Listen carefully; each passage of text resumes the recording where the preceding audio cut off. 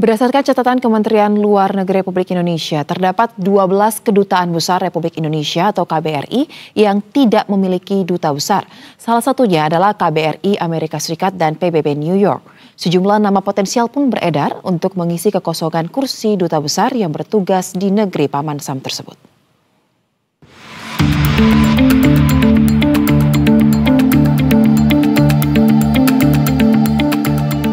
Seleksi kandidat pengisi posisi Duta Besar RI untuk Amerika Serikat yang sudah kosong sejak Juli 2023 lalu akhirnya mulai diproses oleh Komisi 1 DPR RI. Dalam uji kelayakan dan kepatutan atau Fit and Proper Test yang digelar pada hari ini, mantan Menteri Koordinator Kemaritiman RI periode 2014-2015, Dwi Suryo Indroyono Susilo, hadir untuk mengikuti sesi pertama uji kelayakan. Namun ketika disinggung soal sorotan terhadap kursi Dubes Amerika Serikat yang kosong, ia hanya merespon singkat dan berlalu. Beredar info bahwa Presiden Prabowo Subianto lah yang mengajukan Indroyono sebagai calon duta besar Indonesia dan hal itu dikonfirmasi langsung oleh Wakil Ketua Komisi 1 DPR sekaligus keponakan Prabowo, Budi Jiwandono. Diketahui posisi Dubes Republik Indonesia untuk Amerika Serikat menjadi perhatian lantaran telah kosong sejak Rosan Roslani menyelesaikan tugasnya pada 17 Juli 2023 atau hampir genap 2 tahun. Dalam situasi geopolitik global yang dinamis, keberadaan perwakilan diplomatik RI di Washington DC dinilai strategis untuk memperkuat hubungan bilateral kedua negara, termasuk isu-isu perdagangan, pertahanan, teknologi hingga diaspora Indonesia di Amerika. Oleh karena itu, Komisi 1 DPR RI masih akan terus melanjutkan Fit and Proper Test terhadap 24 calon duta besar dalam 2 hari, terhitung sejak tanggal 5 hingga 6 Juli 2025. Nantinya setelah proses selesai, DPR akan menggelar rapat internal dan menyusun kesimpulan, kemudian memberikan rekomendasi resmi kepada Presiden Prabowo Subianto. Tim Liputan, Berita 1. Pemirsa, posisi Duta Besar Republik Indonesia untuk Amerika Serikat telah kosong selama hampir 2 tahun. Dan untuk membahas lebih lanjut terkait dengan hal ini, kita akan langsung terhubung bersama dengan pengamat hubungan internasional dari Universitas Indonesia, Ibu Susi Sudarman. Halo, selamat sore Ibu Susi. Baik, Ibu Susi, kami belum bisa menangkap suara Anda. Mungkin bisa kita pastikan audionya sudah terbuka, teman-teman? Sudah. Baik. Sudah terbuka. Baik, Ibu Susi, hari ini Komisi 1 DPR tengah melakukan Fit and Proper Test terhadap para calon duta besar. Ada 24 secara total, Bu, tapi beberapa nama beredar akan mengisi kursi duta besar RI untuk Amerika Serikat yang sudah kosong hampir selama 2 tahun. Pertanyaan saya, dampak dari kekosongan dengan waktu yang cukup panjang ini terhadap posisi Indonesia dan hubungan bilateral ataupun kerjasama bersama dengan Amerika Serikat seperti apa sih, Bu, dari kacamata Anda? Ya, agak sensitif ya, karena sekarang dunia sedang mengalami shift dari geopolitik dan geostrategi ekonomi ya. Jadi sebetulnya kurang pengamat yang cukup mahir dalam memainkan peran sebagai partner dari Presiden Amerika yang baru, yaitu yang akan sangat sulit untuk dijadikan mitra yang baik karena Donald Trump tidak percaya pada diplomasi. Donald Trump hanya menginginkan apa yang dikehendaki itu terwujud dan dia melakukan review atau ulasan terhadap semua yang terjadi sebelumnya dengan hubungan antar dua negara. Lalu kita kalau ditandai sebagai telah membuat defisit di Amerika Serikat akan terkena sanksi. Baik. Berarti kalau misalnya Donald Trump tidak memiliki interest, tidak memiliki kepercayaan terhadap diplomasi, lantas kira-kira sosok seperti apa yang bisa mengisi kursi duta besar Indonesia untuk Amerika Serikat? Karena sepertinya agak tricky ya, Bu. Jadi deal making diplomasi adalah tema dari Donald Trump karena dia terbiasa untuk melakukan sesuatu yang random asal mendapatkan hadiah gitu loh ya. Jadi deal making penting sekali. Jadi kita sementara ini sedang dalam posisi kurang bisa melakukan deal yang menguntungkan Amerika Serikat karena kita sedang mengalami transisi perekonomian yang cukup berat dalam artian pembayaran utang dan sebagainya. Padahal orang Amerika hanya mengerti apa yang kamu bisa lakukan demi Amerika Serikat. Ini adalah era di mana kelompok kanan di Amerika Serikat berkuasa dan presidennya adalah seorang Donald Trump yang tidak begitu paham tentang perasaan-perasaan orang. Jadi dia melakukan sesuatu itu atas nasihat orang yang bisa mendekati dia secara baik. Jadi kita harus menggunakan trik ya, dalam artian bisa deal making dengan Amerika atau berdagang dengan baik dengan Amerika, lalu juga bisa memuja Donald Trump. Karena Donald Trump hanya bisa didekati kalau dia dipuja. Baik, lantas kalau misalnya kondisinya adalah seperti yang Anda sampaikan tadi, apakah kemampuan dari seorang duta besar yang akan duduk di kursi duta besar RI untuk Amerika Serikat ini tidak perlu lagi memperhatikan terkait rekam jejaknya dia di kancah internasional, tetapi lebih kepada bagaimana ia bisa mampu melihat dengan cepat membuat kesepakatan deal making dengan Amerika Serikat, atau ada kompetensi lain Bu kira-kira yang harus menjadi checklist utama untuk kursi tersebut? Saya kira masalahnya masalah budaya ya kalau Indonesia. Kalau budaya Indonesia itu kebanyakan feudal, agak feodal ya. Jadi kadang-kadang seorang yang menduduki kursi jabatan itu tidak mau mendengarkan orang yang jauh lebih rendah dari dia. Misalnya seorang duta besar yang bukan diplomat asli biasanya didampingi oleh wakil duta besar yang diplomat. Jadi apakah duta besar tersebut mempunyai karakter terbuka untuk anjuran-anjuran dari nomor 2? Nah itu menjadi kunci karena sekarang ini sangat sensitif ya. Diplomasi tidak terlalu dipentingkan, artinya malah ada seorang ahli nuklir yang mengatakan jangan berdiplomasi dengan Amerika karena Amerika itu tidak perlu dipercaya kalau presidennya adalah seorang Donald Trump. Jadi kita harus menggunakan trik yang jitu, biasanya yang paham tentang itu adalah negosiator ya. Apakah karakter seorang dubes yang akan diangkat untuk menduduki jabatan tersebut adalah seorang negosiator yang handal dalam artian tataran internasional karena harus memuji Donald Trump, memberikan hadiah-hadiah berupa keuntungan, perdagangan dan sebagainya. Apakah kita sudah siap ya untuk melakukan hal tersebut kalau melihat budaya kita adalah budaya yang sangat agak sangat feodalistik ya. Baik, lantas Bu, dengan kekosongan selama 2 tahun terakhir ini, sejak Rosan Roslani meninggalkan kursi Duta Besar RI untuk Amerika Serikat, Anda melihat ada nggak sih dampaknya terhadap posisi Indonesia di kancah internasional ataupun kondisi ini berdampak kepada bagaimana hubungan kita dengan Amerika Serikat semakin renggangkah atau tetap stagnankah atau seperti apa? Kita mempunyai presiden 10 tahun yang mengutamakan hubungan Indonesia dengan Cina. Sedangkan Donald Trump melihat Cina sebagai kompetitor ya.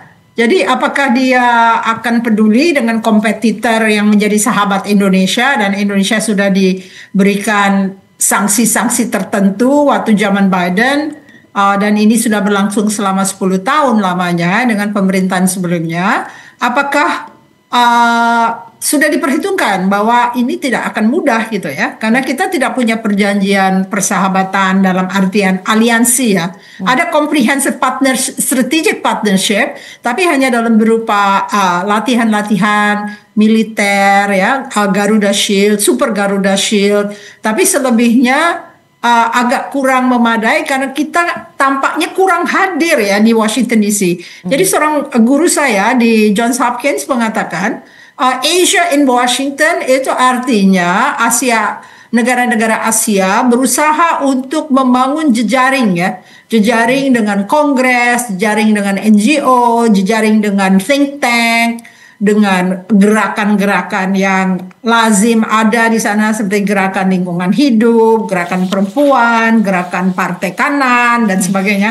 Jadi kalau saya melihat rekam jejak Dubes Dino Patijalal, mungkin bisa memberikan tuntunan gitu karena Pak Dino memang sangat berhasil untuk bersahabat dengan macam-macam kelompok di Amerika Serikat di saat beliau itu menjabat di Washington DC.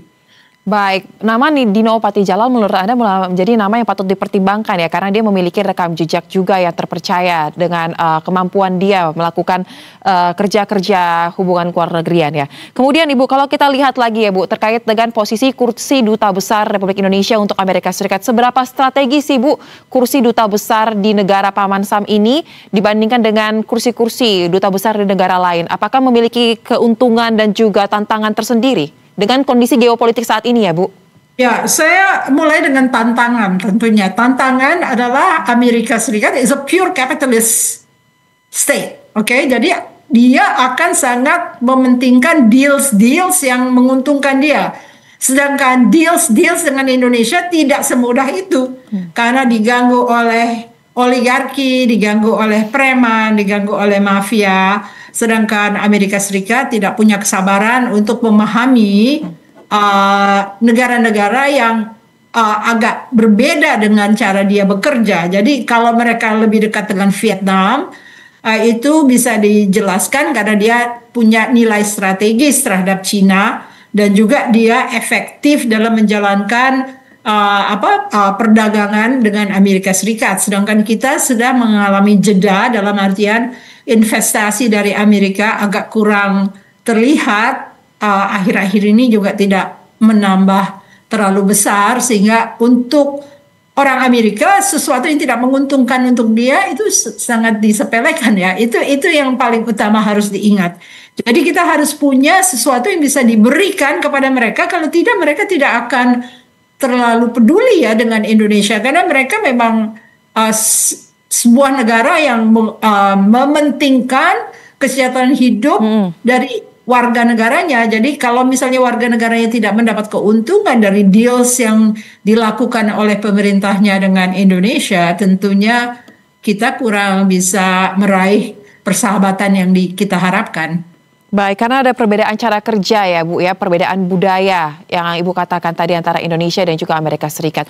Lantas Bu, jika Anda tadi mengatakan selama 10 tahun terakhir kita memiliki presiden yang sepertinya lebih mengutamakan hubungan dengan Cina, lantas untuk periode kepemimpinan Presiden Prabowo Subianto ini saya ingin analisa Anda, apakah Anda sudah bisa melihat kemana arah hubungan kerjasama kita akan lebih dekat? Apakah antara dengan Amerika Serikat atau dengan Cina, atau masih belum bisa melihat juga Bu? Karena kan ini menjadi penting juga untuk menentukan bagaimana ke depannya Indonesia menjalin kerjasama yang lainnya.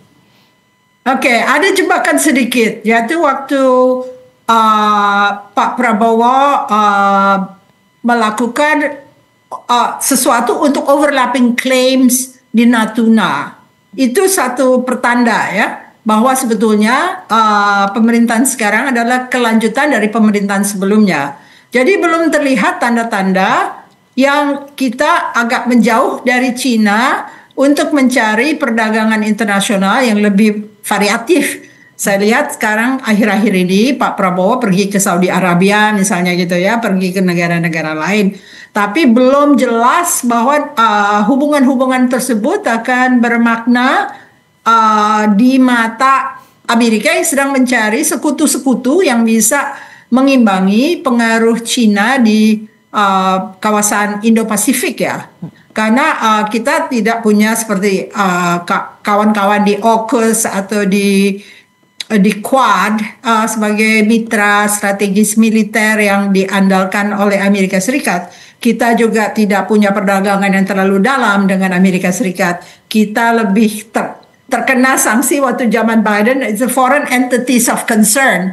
Dalam arti Amerika tidak mengizinkan kita untuk berdagang karena kita memiliki perusahaan-perusahaan Cina yang memiliki stok lebih dari 50%. Padahal kebanyakan perusahaan Cina yang ada di Indonesia itu stoknya mungkin ada yang 100% gitu ya. Jadi kita sudah mengalami foreign entities of concern nama tersebut sejak pemerintahan Biden, lalu lebih lagi Donald Trump sedang bingung soal bagaimana tarif itu akan dijalankan terhadap kompetitornya yang utama yaitu Cina ya dalam hal ini.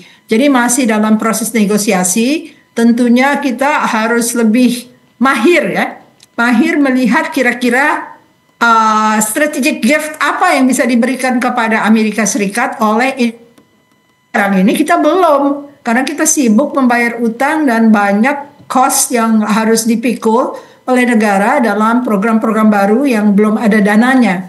Baik, memang belum jelas ya, berarti masih meraba ya Bu ya, karena memang masih tahun pertama masa pemerintahan. Lantas Bu, menyambung dari yang Ibu katakan tadi, kita tahu Indonesia kan menjadi anggota BRICS, masuk dalam keanggotaan BRICS. Apakah Anda melihat dengan posisi Indonesia di dalam keanggotaan BRICS ini akan memiliki faktor atau menjadi suatu hal yang dikalkulasi untuk menentukan siapa duta besar yang akan duduk di kursi duta besar RI untuk Amerika Serikat? Belum jelas juga karena Indro Yono walaupun ayahnya adalah seorang duta besar zaman Orde Baru geopolitik berbeda dengan zaman sekarang. Zaman sekarang adalah persaingan antar kelompok, dan kalau sampai BRICS itu mengganti currency, mengganti mata uang mereka, tentunya kita akan kena sanksi lebih lanjut karena kita menjadi anggota yang konon kabarnya ada gosip bahwa BRICS I-nya itu akan Indonesia bukan India. Karena India dianggap oleh BRICS itu bermain dua kaki. Nah, di sini yang agak sensitif ya. Apakah kita bisa mengantisipasi bahwa sesuatu hubungan yang makin intens dengan satu kelompok yang bersaing dengan kelompok negara-negara sekutu itu adalah berita yang baik untuk Indonesia. Karena akhirnya kita bisa dianggap sebagai kelompok yang akan bersekutu untuk bisa melihat Amerika sebagai sesuatu yang harus diimbangi atau dibalance. Baik, nah menyambung dari yang Ibu katakan, nama Indro Yono memang beredar kuat nih Bu, sebagai calon kuat duta besar RI untuk Amerika Serikat. Nah, apakah dengan latar belakang beliau, termasuk juga latar belakang keluarganya, orang tuanya ini, menurut Anda ini merupakan kandidat kuat? Atau ada justru nama-nama lain yang di benak Ibu lebih cocok untuk sebagai perwakilan Indonesia di Amerika Serikat, sebagai seorang negosiator? Karena Ibu katakan tadi, Donald Trump tidak percaya diplomasi, tapi dia seorang deal maker. Sukanya melakukan hal-hal deal making tersebut. Silakan Bu. Ya, jadi saya maaf saja kalau misalnya apa yang saya katakan itu tidak bisa diterima. Tapi Haritanu sebetulnya tepat itulah.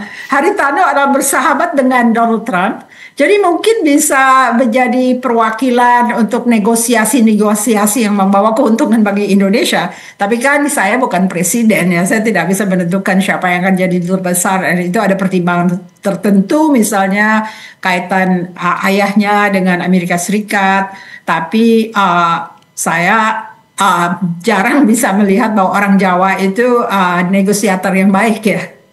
Baik, baik. Lantas Bu, harapan Ibu secara garis besar kepada pemerintah kita, meskipun tadi Ibu sudah mention dalam proses politik di Indonesia, keputusan itu banyak dipengaruhi oleh hal-hal di luar apa yang menjadi hal-hal objektif seperti oligarki dan juga ada banyak hal lain ya Bu ya. Harapan Ibu sebagai seorang akademisi terhadap pemilihan duta besar, khususnya duta besar untuk negara-negara penting, ini seperti apa Bu? Mahir menghapuskan etalase Indonesia sebagai negara gagal ya, sebagai negara yang mempunyai hutang besar, tidak bisa merawat rakyatnya, kekurangan uang, kekurangan bisa memfasilitasi investasi di Indonesia, banyak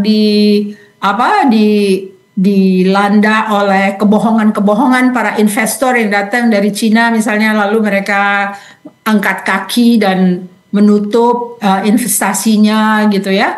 Jadi kita harus bisa mempunyai orang yang benar-benar merepresentasi bahwa Indonesia adalah harapan masa depan. Sekalipun memang harapan masa depan, tapi duta besarnya harus menjadi corong untuk public relations yang baik ya, PR yang baik tentang Indonesia yang akan menjadi maju. Pasti maju karena kekayaannya banyak, hanya kita agak sedikit mismanage ya, dalam artian kalau kita diatur secara baik, good governance, accountability, dan welcoming kepada investor dan lain-lain, tentunya itu akan dicium oleh negara-negara sebesar Amerika Serikat.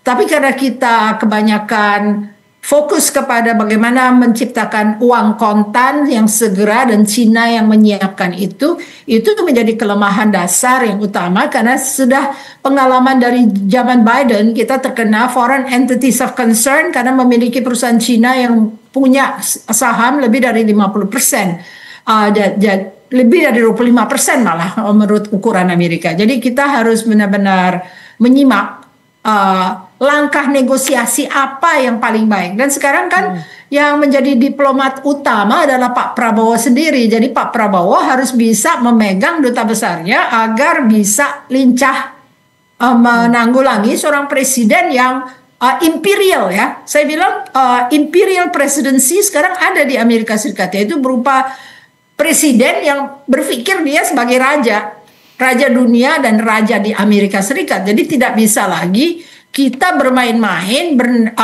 pura-pura tidak bernegosiasi karena akan dicium oleh mereka. Kamu serius apa tidak ya? Jadi dalam hal ini kita harus benar-benar melangkah secara pasti, membersihkan etalase kita supaya kita di-welcome oleh masyarakat dunia, tidak terlalu memihak pada kalangan-kalangan yang saling bertentangan, misalnya BRICS dengan Amerika Serikat atau China dengan Amerika Serikat, tapi berlaku sebagai bebas aktif, melakukan nego-nego yang kira-kira menjiwai apa yang ditinggalkan oleh Bung Hatta selama ini, bahwa balancing itu penting, bebas aktif itu baik dan harus bisa persuasif. Sekarang kita butuh duta besar yang merepresentasi Indonesia dan persuasif dan mahir bernegosiasi. Ini zamannya adalah zaman deal making diplomacy. Ini adalah tema yang dibawa oleh Donald Trump. Jadi mau tidak mau kita harus paham bahwa pribadinya itu tidak bisa ditentang. Dia adalah secara prinsip adalah imperial president.